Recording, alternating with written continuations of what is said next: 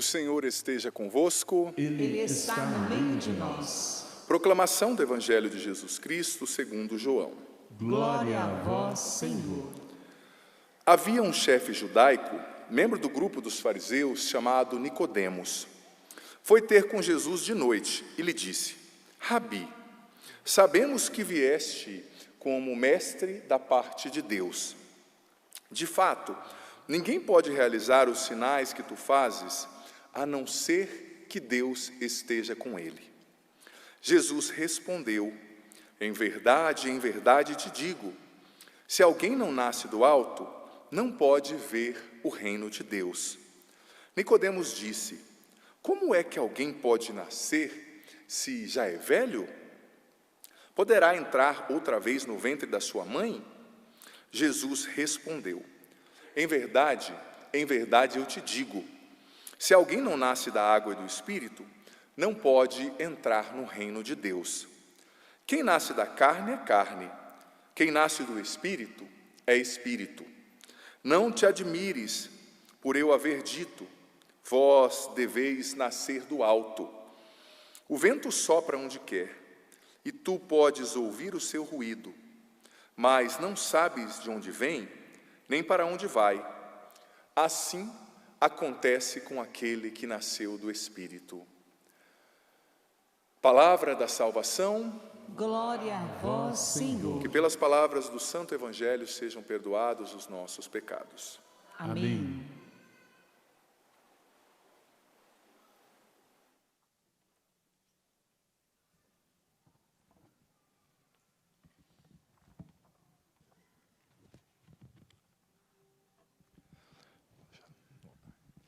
Queridos irmãos e irmãs, quem está aqui, quem está em casa também nos acompanhando, nós estamos já na segunda semana da Páscoa. É interessante, é um tempo muito legal, e a gente tem que viver bem também o tempo da Páscoa, viu? Tinha um padre amigo, quando eu era lá na minha cidade, quando eu era jovem ainda, que ele dizia assim: o povo vem com uma alegria matar Jesus, né? Porque ele falava que na sexta-feira santa estava cheia, depois no domingo da ressurreição não vai ninguém, né? E a gente vive a Páscoa como se fosse um tempo às vezes sem graça, né? Eu já rezei, dei tudo na quaresma, fiz jejum, tirei chocolate, né? O que você tirou na quaresma, eu comeu só no domingo, né? Que eu fiquei sabendo, né? Tanto de chocolate que a gente come no dia da Páscoa, né? Brincadeira. Mas a gente tem que viver bem o tempo da Páscoa, gente. É um tempo de uma espiritualidade fantástica. A gente deve aurir, aprender, viver, vibrar muito com esse fato, né? Que Jesus ressuscitou, né? Jesus ressuscitou, e São Paulo disse aos Coríntios, no capítulo 15, 1 Coríntios, que se nós não consideramos a ressurreição, se nós não a levamos a sério, nós somos de todos os seres humanos os mais dignos de dó, de pena, de compaixão. A ressurreição é algo muito especial. Só que para entender as coisas espirituais, a gente precisa ter um olhar espiritual. Você pode repetir isso depois de mim? Para entender as coisas espirituais. Mais forte. Para entender as coisas espirituais, eu preciso ter um olhar espiritual. Você sabe que é disso que Jesus está falando nesse evangelho de hoje, quando ele conversa com Nicodemos. Porque veja bem, Nicodemos era de um grupo bem diferenciado ali no judaísmo, que eram os fariseus, né, do hebraico faroshim, que quer dizer separado. Era um povo muito austero, sabe, que rezava muito, que tinha uma boa espiritualidade. Todo mundo atento, hein? Gostei de ver. Tinha uma boa espiritualidade, eles rezavam, eles eram ardorosos. Só que muitos deles, disse depois o Evangelho de Marcos, por inveja não aceitaram Jesus como Deus, como Messias, como alguém importante. Só que Nicodemos, esse homem que era um mestre, tá? Ele era muito renomado, ele começou a ficar inquieto quando ele viu o que Jesus fez. Ele foi testemunha, como fariseu, da cura do paralítico, de algumas curas que Jesus tinha feito. Não me recordo exatamente se é a do paralítico, mas de algumas curas que Jesus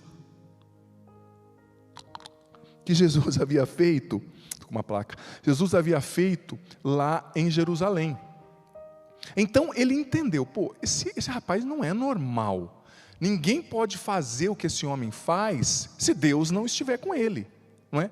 Você vê que até nos grupos mais fechados ou nos grupos de pessoas mais loucas, sempre tem um sensato, né? Tem alguém que parece que tem o pé no chão. E mesmo no grupo das pessoas mais boas e centradas, tem um doido, né? Sempre assim. E ele mesmo naquele grupo de oposição a Jesus, ele desenvolveu ali uma sensibilidade espiritual. Ele desenvolveu uma percepção além ali da aparência. E ele foi procurar Jesus de noite. Por quê? Porque para ele era arriscado, gente, falar com Jesus, né? Porque Jesus representava tudo que os fariseus queriam combater. Esse messianismo, essas coisas meio novas, o não respeitar o sábado, né? Porque eles não entenderam que Jesus era Deus, era o Senhor do sábado, né? Então, ele foi conversar com esse rapaz, com Jesus, né? E falou: Jesus, olha, eu não sei de onde você veio, eu não te entendi muito bem, mas eu não posso negar que você age inspirado por Deus. Só que Nicodemos até então, amado filho, amada filha, ele não sabia que Jesus era o Filho de Deus. Ele percebeu: esse homem é um profeta, esse homem está sendo usado por Deus. E quem desenvolve o mínimo de sensibilidade espiritual, de percepção espiritual, de conhecimento da Bíblia, eu dizia isso na missa do sábado, na festa da misericórdia, quem desenvolve o mínimo de conhecimento da Bíblia, do catecismo, consegue, quando alguém está falando e Deus está agindo, a pessoa consegue perceber. E quando alguém está falando e também o que ela está falando não vem de Deus, não leva para Deus, a pessoa consegue perceber. Então a gente vê o coração aberto de Nicodemos. Todavia, Jesus falou: tá bom, então você quer entender? Vamos conversar. Aí começou o problema, né? Porque Jesus começou a dizer: Nicodemos, olha, ninguém pode entrar no reino de Deus se não nascer de novo. E Nicodemos até tinha boa vontade, tá, gente? Ele queria entender, mas ele já entendeu, ele já interpretou pelo natural, pela via natural. Mas como é que eu, sendo velho, vou entrar na barriga da minha mãe, né? Imagina o padre aqui, ó, o tamanho do cavalo, né? Tadinho da minha mãe. Não dá, né, gente? Nicodemos pensou: não tem como. Mas como é que eu, sendo velho, vou nascer, entrar novamente na barriga da minha mãe? Aí Jesus disse: Nicodemos, você não entendeu de que nascimento eu estou falando. Eu estou falando de outros nascimentos, não estou falando do nascimento natural. Porque Jesus, gente, ele usava uma linguagem metafórica, a linguagem das metáforas, das parábolas, né? Que, diga-se de passagem, é uma linguagem muito forte, às vezes comunica muito mais do que uma linguagem muito concreta, né? Não é abstrato, Jesus estava revelando coisas profundas. Porque tem coisas, as coisas espirituais, né? Dizia Santo Agostinho, elas não cabem na linguagem humana, né? Tem coisas que, da parte de Deus, que você não vai conseguir expressar com palavras. Então Jesus foi explicando: você tem que nascer de novo, da água e do Espírito. E olha só, muitos estudiosos ao longo da história do cristianismo comentaram isso, né? São João Crisóstomo mesmo, tem um texto muito bonito que eu estava lendo hoje à tarde. Ele foi comentando os dois nascimentos, né? E ele fez um paralelo bem interessante que São João Crisóstomo trouxe lá no século V, uma homilia de São João Crisóstomo sobre isso, que ele fez um paralelo com os nascimentos. O primeiro nascimento foi da onde, gente? Foi da terra. Adão surgiu da terra, Deus soprou sobre a terra e Adão foi criado. Então o primeiro nascimento foi da terra. Aí o segundo nascimento é da água, o batismo, né? É um símbolo de purificação. Gente, o batismo é muito importante. São João Crisóstomo foi explicando isso, dos nascimentos. O batismo é muitíssimo importante. Você sabia que eu estava lendo um artigo hoje à tarde, muito sério, que dizia o seguinte, que na Idade Média não tinha quase exorcismos. Você sabia? Porque todo mundo ali na Europa, naquela região, era batizado, vivia os valores cristãos. Isso, um exorcista dizendo. E depois que começou a surgir os movimentos, como inspirados lá pelo filósofo Nietzsche, né, que Deus morreu, a Revolução Francesa que matou os padres, violou as freiras, confiscou os bens da igreja e começou a desenvolver. Eles instituíram, né, Robespierre, os primeiros jacobinos ali, uma religião oficial do Estado, em que o padre era nomeado pelo prefeito e ganhava dinheiro, salário de funcionário público. Nem tinha vocação, né? Aí que começou isso, aí o povo já não quis se batizar, aí voltaram os exorcismos. Por quê? Porque o batismo, muita gente não entende, o batismo não é uma brincadeira, o batismo é o teu passaporte para o céu. Sem batismo, você não é nem filho de Deus. Você sabia disso? Quem não é batizado não é filho de Deus. Tem gente que fala, todo mundo é filho de Deus. Não. São Paulo explica lá na carta aos Romanos, pelo batismo nós somos adotados por Deus, e Jesus se torna o nosso irmão, pelo sacrifício de Jesus na cruz, morte, ressurreição, paixão, Deus nos adota como seus filhos, mas o filho gerado, não criado, né, que é consubstancial, que vem junto com o pai, com o filho, com o espírito, né? Mistério da Trindade, ele é o Filho de Deus. Eu e você somos adotados. Como nós somos adotados? No batismo. Sem batismo você é uma criatura de Deus. Batizado você se torna filho, no Filho que é Jesus. Então o batismo é muito sério. Sem ser batizado, sabe, a gente não vai ser salvo. Categoricamente falando, doutrinariamente falando. É claro, como dizia aquela encíclica bonita, né, na virada do novo milênio, até que o cardeal Ratzinger, na época, né, foi um dos principais escritores dela, que depois se tornou Papa Bento XVI, dizia que Deus tem caminhos misteriosos, mas não dá para a gente confiar nesses caminhos misteriosos. A doutrina está aí, a verdade está aí, a revelação está aí. Então o batismo é essencial, essencial. E Santo Agostinho, você sabia que a igreja começou a batizar as crianças por causa dos escritos de Santo Agostinho? Foram um dos principais escritores. E ele estava dizendo aqui, olha, sem nascer da água e do Espírito não há salvação. Santo Agostinho, lá no século IV. E por isso que nós batizamos as crianças, porque nós queremos que mesmo nessa vida elas participem do reino de Deus. Porque Jesus disse, quem não nascer da água do Espírito não vai entrar no reino de Deus e não vai participar do reino de Deus. E Santo Agostinho entendeu que o reino de Deus não é só a eternidade, mas é a vida em Deus já aqui nessa terra. Jesus disse, o reino de Deus está entre vós. Como? Com a presença dele, com o anúncio da palavra, com os sacramentos. Então o reino de Deus já está entre nós. Então Santo Agostinho foi ensinando e os pais cristãos começaram a entender, eu não quero que o meu filho fique fora do reino de Deus, eu quero que ele seja membro desse reino. Então, pela minha fé como pai, como mãe, o que mais precioso eu posso dar para o meu filho é o batismo, é a vida em Deus, é participar do reino, é ser membro da família de Deus. Filho, filha, o batismo, ele nos faz membros da família de Deus. Você está achando que isso é pouca coisa? Olha para quem está do seu lado aí. Se essa pessoa é batizada, fala para ela assim, você é parente de Jesus, meu amigo. Você é membro da família de Deus. Diga para essa pessoa. O batismo nos faz membros da família de Deus. O batismo nos faz membros da igreja, corpo místico de Jesus, né? Que é a cabeça da igreja. Então o batismo é muito importante. E o batismo, obviamente, ele nos dá direitos, né? Você que é batizado, você sabia que você tem direito? De quando você está doente, um padre ir lá levar comunhão para você ou alguém, é seu direito.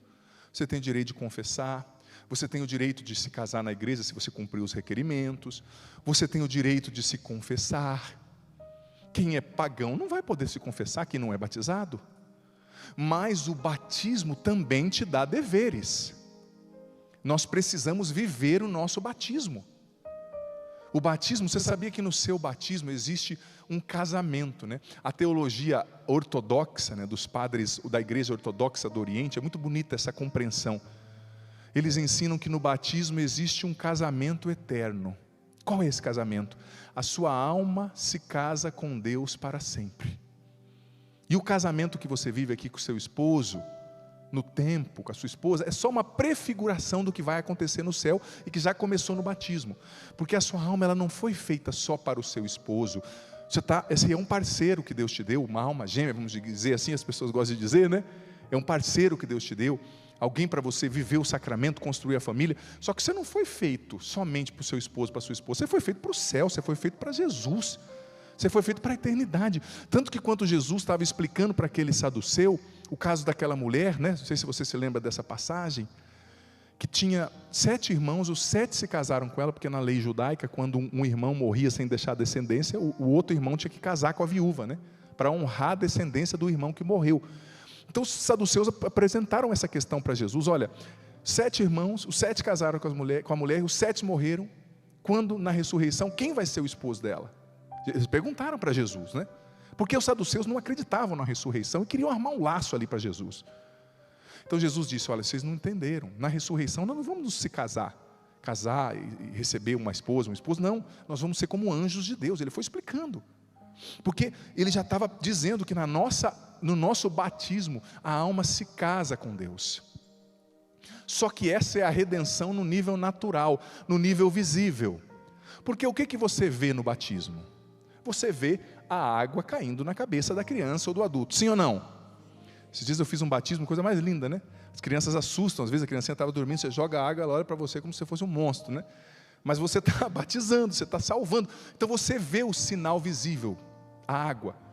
Então esse é o batismo que nos insere na vida de Deus. Mas Jesus está falando também de um outro batismo. Vou usar esse termo batismo, né? Mas ele está falando aqui de novo nascimento, que é nascer do Espírito. E o que é nascer do Espírito? E aqui que é o problema, como eu falei. Nascer do Espírito é a experiência que a gente faz com o Espírito Santo, obviamente, né? Na Canção Nova, nós da Renovação Carismática usamos muito o termo batismo no Espírito, né? Ou experiência pessoal com o Espírito Santo. Isso é muito importante, ter a sua experiência pessoal com o Espírito Santo. Jesus só venceu o diabo no deserto porque ele tinha uma experiência com o Espírito Santo e o Espírito Santo o conduzia. É preciso viver a experiência do batismo no Espírito, da experiência pessoal com o Espírito, mas São João Crisóstomo ainda continuou explicando que esse nascimento, o primeiro é da terra, o segundo é da água, e o terceiro é do Espírito, que é descrito aqui no Evangelho de João como um fogo, né? Desculpa, como um vento, melhor dizendo. O vento sopra onde quer, né? Você não sabe, vento também, que essa palavra vento poderia ter sido traduzida como sopro, né? Do hebraico nefesh, depois foi traduzido para o grego, sopro, que é o sopro de Deus, né? O Espírito é o hálito, é o sopro de Deus. Você precisa nascer do Espírito, e esse nascimento do vento, do sopro, ele é imprevisível, né? Ele não é fechado naquilo que é visível. Porque o batismo você vê a água, no batismo no Espírito Santo você não vê, mas algo acontece dentro de você. E existe na nossa experiência com o Espírito Santo algo de imprevisível, uma imprevisibilidade. Por quê? Porque Jesus está dizendo: olha, o vento você ouve o barulho dele, mas você não sabe de onde ele vem nem para onde vai, né? Por mais que já tentaram alguns anos no Brasil estocar vento, não rolou, né, gente? Não dá. O vento, existe uma imprevisibilidade, você não consegue conter o vento, né? Segurar o vento, sabe? Então essa experiência com o Espírito é aquilo que São João Crisóstomo dizia, o nascer do vento, a experiência com o vento, que vai abrir os olhos da sua alma, que vai te dar visão espiritual, percepção espiritual das coisas. A gente tem que ter, filho, filha, você aqui, você em casa, uma leitura espiritual de tudo que acontece. A gente tem que ser inspirado pelo Espírito e ver o que acontece a partir do Espírito, sabe? Porque o que aconteceu? Jesus estava falando de coisas espirituais e Nicodemos querendo entender só no nível racional, no nível natural. É como se Jesus estivesse dizendo para Nicodemos: ei, olha mais para cima, tira a sua visão somente do que é natural. E eu digo para você, essa visão espiritual, essa experiência com o Espírito Santo é essencial para que a nossa fé não morra, para que nós suportemos as batalhas que existem em cada dia na nossa vida. Já te faço uma pergunta: como é que está a sua experiência com o Espírito Santo? Você já foi batizado no Espírito Santo? Já teve uma experiência pessoal com o Espírito Santo? Sentiu o poder, o fogo do Espírito Santo em você? Se você já sentiu, eu digo para você, não é algo que acontece só uma vez, não. É algo que a gente precisa renovar todos os dias. Todos os dias. E se você ainda não teve, eu quero te convidar hoje a se abrir para viver essa experiência do batismo no Espírito, da experiência pessoal com o Espírito Santo. Isso é muito importante. Por quê? Porque essa experiência espiritual com o Espírito Santo, essa experiência sobrenatural com Deus, ela vai te dar uma outra visão de tudo aquilo que acontece, ela vai fazer com que você viva de fato, com a sua alma esponsal, né? Esposa de Deus, em comunhão com Deus. Você sabia que de São João da Cruz dizia que o auge da nossa espiritualidade, o ponto mais forte que a gente pode atingir nessa terra, é quando a gente une a nossa vontade à vontade de Deus, e elas se tornam uma coisa só. Quando a gente une a nossa alma a Deus, ao Espírito Santo, e eles se tornam uma coisa só. Mas é preciso, gente, alimentar essa experiência com o Espírito Santo, essa experiência de ter essa esponsalidade, de ser esposo, esposa de Jesus, na alma, do Espírito. E essa visão espiritual é muito importante, sabe por quê? Porque se você, tem muitas coisas na minha, na sua, na nossa vida, que se a gente olha somente com um olhar natural, a gente vai desanimar, a gente não entende. Você tem que olhar até as provações que você está sofrendo hoje, a partir de Deus. Você tem que perguntar: ai meu Deus, minha vida está ruim, eu estou devendo, meu filho está perdido. Não, você tem que perguntar: Senhor, por que está acontecendo? Como que eu ajo nessa situação? O que eu faço para superar esse problema? Porque veja bem, nós vimos na quaresma, que representa os 40 dias que Jesus passou no deserto, repito isso, que Jesus no deserto foi tentado pelo diabo, sim, mas ele era conduzido pelo Espírito. Se você e eu não somos conduzidos pelo Espírito Santo, nós vamos sucumbir diante da tentação. E você sabia que a tentação, meu amigo, é algo que o diabo fatura, personalizado para você. É para você, porque ele conhece o seu temperamento. Tem coisas que talvez vai te jogar no chão, que para mim não vai fazer nem cócega. E tem coisas que vai me jogar no chão, que para você não vai fazer nem cócegas. Porque você tem um temperamento, você tem uma história, você tem uma educação. Mas a gente precisa, veja bem, enquanto a gente vive nessa terra, já aqui, ainda aqui, desculpa, com os pés no chão, começar a fazer o voo já para a eternidade. Começar como São João, a ter um olhar de águia. São João é descrito pela tradição da igreja, o evangelho de João, o João evangelista, como águia, aquele que enxerga a partir da realidade espiritual, que vê de cima para baixo, que tem um olhar imergido, imerso em Deus, e por isso faz uma leitura espiritual de todas as coisas. Claro, temos que ter o pé no chão, mas temos que fazer uma leitura espiritual.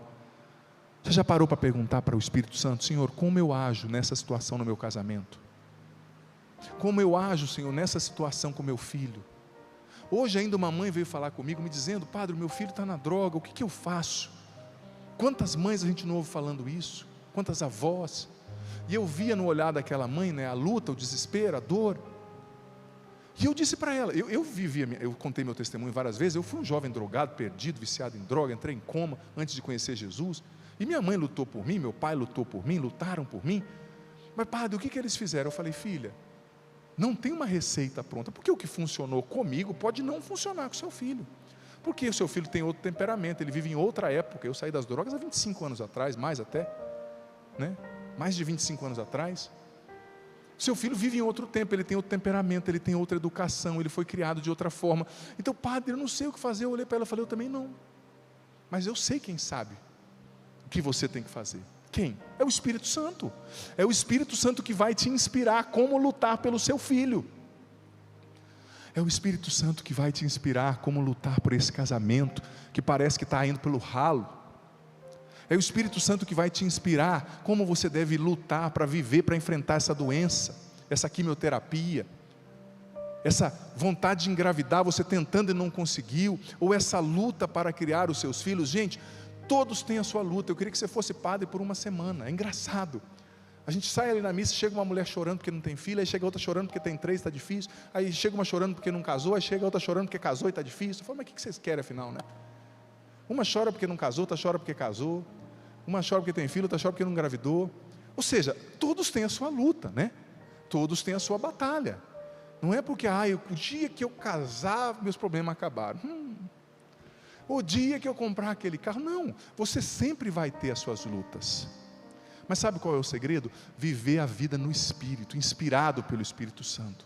O Espírito Santo tem que ser aquela voz que está sempre falando: vai para cá, vai para lá, volta, Não faça isso. A gente tem que ouvir o Espírito Santo. O Padre Jonas falava tanto sobre isso. Mas como você vai ouvir o Espírito Santo se você não o pede, se você não o convida, se você não o invoca? Todos os dias pela manhã, antes de sair da sua cama, que esse olho cheio de ramela que você acorda todo dia cedo, com esse cabelo parecendo Jesus. Antes de sair da cama e ir lá no espelho arrumar esse cabelo, você vai dizer assim: vem Espírito Santo, vem. Gente, quando você fala vem Espírito Santo, essa palavra pode mudar o curso do seu dia, porque as coisas vão acontecendo. É ou não é verdade? Uma pessoa te dá uma palavra atravessada, é assim, é como um jogo, né? A gente costuma brincar, né? O marido truca e fala truco, a mulher fala 6, o marido fala 9, a mulher fala 12, ou seja, um fala uma palavrinha aqui, outro fala mais alto, o outro xinga, e o outro que vê virou uma confusão, e o casamento vai virando uma confusão. É uma gritaria, né? Tem gente que entendeu que a família só funciona aos gritos, né? Eu dei esse tempo atrás para uma vizinha minha lá, eu comprei um fone de ouvido lá em São Paulo e dei de presente, né? Ela falou: por quê? Eu falei: não, nada. Gritava de noite com as crianças, com o cachorro, com os pernilongos, com o marido. Sabe, a vida da gente vai se enrolando por falta de sabedoria e mais, falta de inspiração do Espírito Santo. Se você vive no poder do Espírito, o Espírito vai soprar o que você tem que falar e a hora que você tem que silenciar. Mas a gente precisa clamar o Espírito Santo, porque o Espírito Santo vai nos levar a essa esponsalidade, eu estou muito mexido com isso hoje, desde cedo, né? Saber que nós fomos criados para sermos esposa de Jesus para sempre, independente se você é um consagrado ou não, você foi feito para pertencer a Ele, sabe? É o seu esposo, o esposo da sua alma, como dizia São João da Cruz. Sabe, nós fomos criados para isso, mas a gente precisa ser guiado pelo Espírito, ser conduzido pelo Espírito e nascer do Espírito, porque esse nascimento, o batismo no Espírito, essa experiência vai abrir os olhos da nossa alma, como eu dizia, para que nós entendamos as coisas espirituais com um olhar espiritual.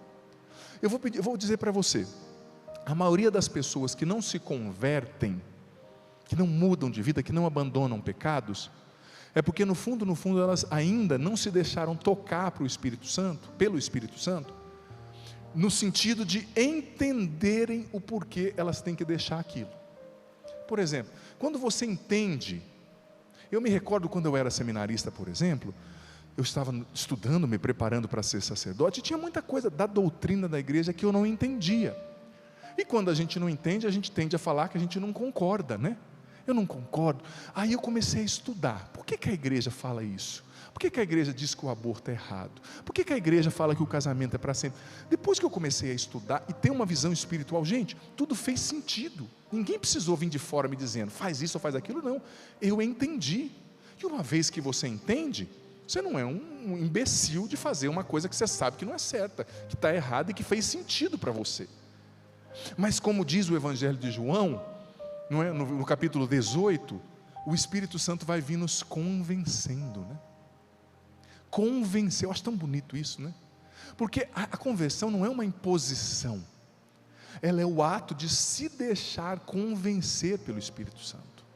O Espírito Santo, por exemplo, eu usei muito tipo de droga, eu fui perdido, mas quando eu fiz a minha experiência com Deus, eu fui batizado no Espírito Santo, eu fui de primeira convencido pelo Espírito Santo. Eu experimentei um amor tão profundo, sabe, que nada mais me preencheria, nada. Eu falei, é isso que eu quero viver isso. Eu já tinha usado tudo quanto é tipo de droga, gente, tinha vivido tanta coisa, mas nada preencheu a minha alma como aquele amor puro, profundo, aquela presença do Espírito Santo que tirou aquele peso das minhas costas, sabe? Você e eu precisamos fazer essa experiência e renovar essa experiência todos os dias na nossa vida. Viver no Espírito, nascer no Espírito, porque se você só nasce na água, mas não nasce no Espírito, você fica um cristão mundano. E me perdoe, tem muito cristão mundano por aí, tem muito cristão mundano, a pessoa está na igreja, mas a cabeça é de pagão, ela vive pior que um pagão, e o que é pior, é que muitas dessas pessoas pecam e não sentem nem remorso, porque não entenderam, não fizeram uma experiência pessoal com o Espírito Santo. E deixa eu te perguntar, você já fez uma experiência, quem aqui já foi batizado no Espírito Santo, já sentiu o Espírito Santo, fez uma experiência pessoal? Levanta a mão. de verdade. Agora, quem não fez, levanta a mão. Você que não fez, você pode ficar em pé um momentinho? Não é para eu filmar nem nada do jeito. Pode ficar em pé. Pode ficar em pé. Só quem não fez essa experiência com o Espírito Santo ainda. Pode ficar em pé. Fique em pé um momentinho. Agora vocês que já fizeram, olha aqui para mim, vocês que já fizeram essa experiência com o Espírito Santo. Vamos dar um presente para esses irmãos? Sim ou não? Você sabe que os Atos dos Apóstolos, continuem em pé vocês, o restante sentado, por enquanto. O Atos dos Apóstolos, o livro dos Atos dos Apóstolos, diz que os apóstolos vinham, impunham as mãos, pediam o Espírito Santo e as pessoas recebiam.